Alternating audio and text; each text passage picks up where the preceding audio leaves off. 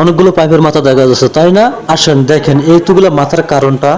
এই যে দেখেন এটা 5 তলা বিল্ডিং এর ছাদ ওয়ার। তো আমরা যত ইলেকট্রিশিয়ান ভাইয়েরা আছি আমরা এইভাবে যদি একটু বাঁকাতারা করে ওয়ারিং করি তাহলে আমাদের একটা জিনিস অনেকটা দিক দিয়ে সাশ্রয় হবে।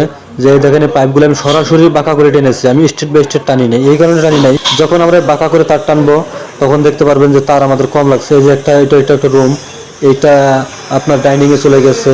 এইভাবে আমরা ওয়ারিংটা করেছি, এক বিল্ডিং থেকে এক রুম থেকে আরেক রুমে ইউনিট ভাগ ভাগ করে দিয়েছি। এই যেটা একটি মেন লাইন কলিং এর লাইন হবে, এই লাইনটা কলিং এর জন্য করেছি। তো এটা হচ্ছে একটা ডাইনিং, এটা তো একটা বাল্ব হবে। এবং এই জায়গায় একটা খারাপ পাইপ দেখতে পাচ্ছেন, এই খারাপ পাইপটাও আমাদের ডাইরেক্টলি 5 তলায় উঠে যাবে। তো এই দিকে দেখেন এটা হচ্ছে বেলকনি এবং এটা গাড়ির পার্কিং গ্যারেজ। তো এই জায়গায় আমি কিন্তু বাঁকা করে পাইপ টানছি, দেখতে পাচ্ছেন।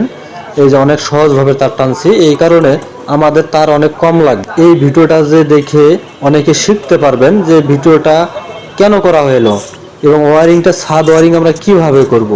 দেখে রাখুন, এভাবে যখন ওয়ারিং করবেন আপনার অনেকটা সাশ্রয় হবে এবং অনেকটা সহজ হবে। এটি একটি দোকান ঘর হবে, এই কারণে আমি ছাদের মধ্যে লাইট দিয়েছি। অনেক সুন্দরভাবে ওয়ারিং হয়েছে। এই যে পাইপ বাঁকা তারা করে দিয়েছি। আমি সকল ভাইদেরকে বলে রাখি এইভাবে ওয়ারিং করবেন, তাহলে মালিকও বাঁচবে, আপনিও বাঁচবেন, খরচও কম হবে। অনেক সুন্দর ওয়ারিং